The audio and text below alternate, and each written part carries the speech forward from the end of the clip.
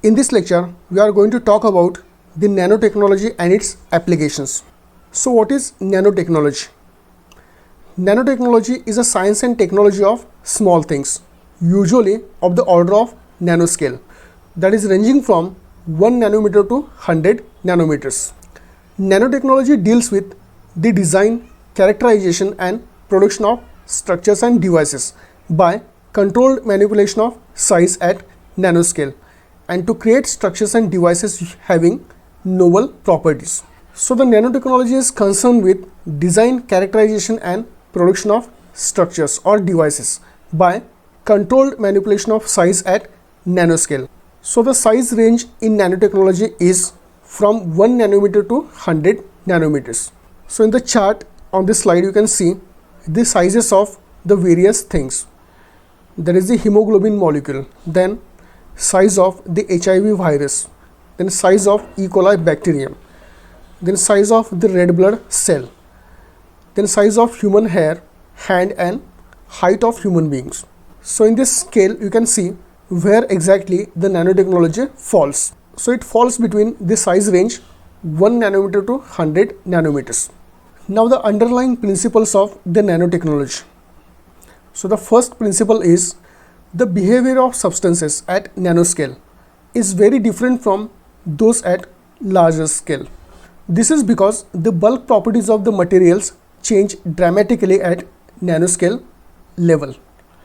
For instance, the materials made from the nanosize ceramics suddenly became stronger than their large size counterparts.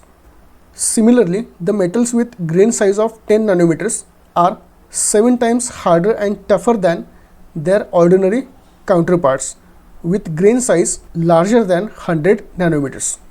So the properties of materials can be very different at nanoscale than that at larger scale. Now the properties of the materials at nanoscale are different because of the two main reasons. Now the first reason is the nanomaterials have relatively very large surface area compared to the same mass in larger form. This makes nanomaterials more chemically reactive than their ordinary counterparts.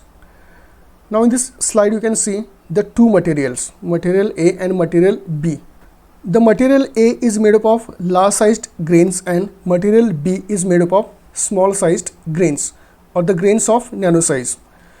Now this material B has more surface area compared to the material A. Now in material A you can see how many atoms are at surface level. 1, 2, 3, 4. So 4 atoms at the surface. Now in case of material B, how many atoms are at the surface? So you can see 1, 2, 3, 4, 5, 6 and 7. So material B is having 7 atoms at its surface. So because of this, the material B is more chemically reactive than the material A. So it is having 7 atoms at the surface and it is just 4 atoms. So material B has a more larger surface area compared to the material A. So material B, because of its small grain size, is several times stronger and yet several times lighter compared to material A. So the nanomaterials have very large surface area compared to their larger counterparts. Now the second reason is because the quantum effects dominating at the nanoscale, which affect the optical, electrical and magnetic properties of the materials. Further, these properties change depending on the way nanoparticles join and form bonds. So the properties of materials at nanoscale are different due to the two reasons. One is because they have very large surface area, and second, at nanoscale the materials can have different optical, electrical and magnetic properties than those at larger scale. Now we are going to discuss about the nanostructures, that is the carbon nanotubes and carbon nanowires. First of all, the carbon nanowires. Now what is a nanowire? Nanowires are the wires with very small diameter, as small as 1 nanometer. So in the picture you can see the nanowire. So it has diameter of about 1 nanometer. Scientists hope to use them to build tiny transistors for computer chips and other electronic devices. And engineers are trying to use nano-sized wires to create smaller and more powerful microprocessors. Then the second nanostructure is the carbon nanotube. What is carbon nanotube? A carbon nanotube is a nano-sized cylinder of carbon atoms. You can see the picture in the slide. So carbon nanotube is a nano-sized cylinder of carbon atoms. To make a carbon nanotube, a flat sheet of carbon atoms which looks like a hexagonal sheet is rolled into a tube which forms a carbon nanotube. Now the properties of carbon nanotube, they depend on how one rolls the sheet. So all carbon nanotubes, although made up of carbon, they can be very different from one another, and that is due to how one aligns the individual atoms. So although all carbon nanotubes, they are made up of carbon, they can have different properties depending on how one rolls and aligns the carbon atoms.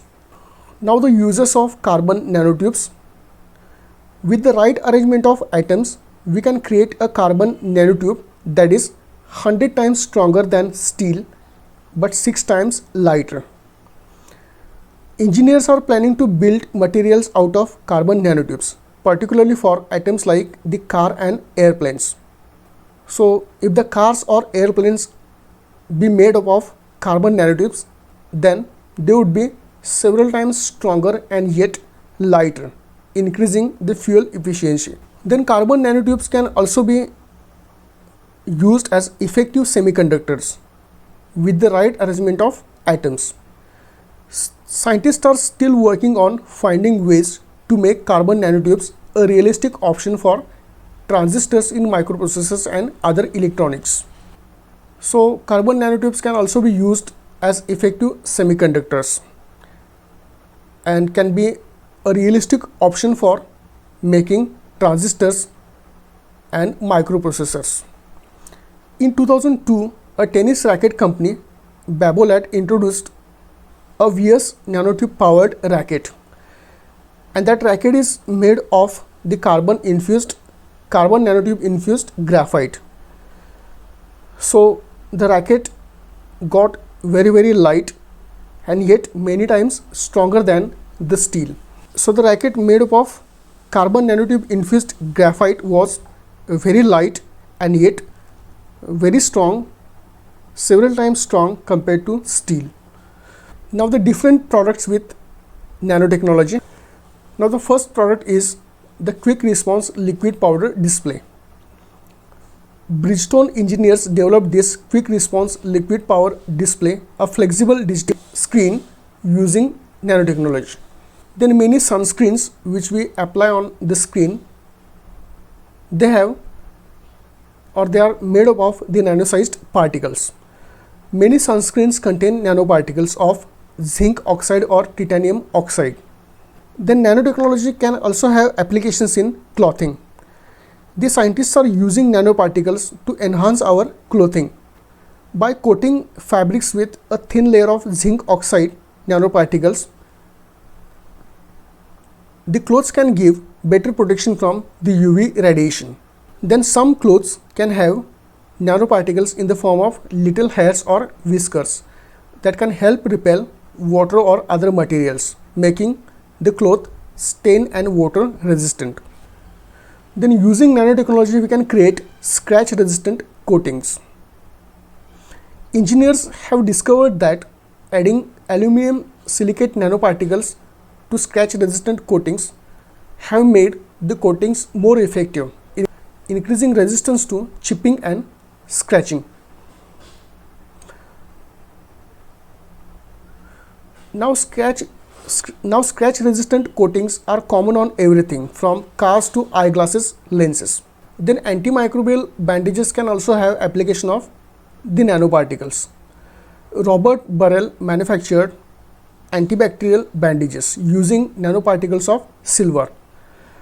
Now these silver ions block the microbes' cellular respiration and kill them. So using nanoparticles of silver in bandages can have added benefits as they can kill the microbes respiration. Then the nanoparticles can also have applications in medicine, and the doctors are trying to find ways to use nanoparticles in medical applications.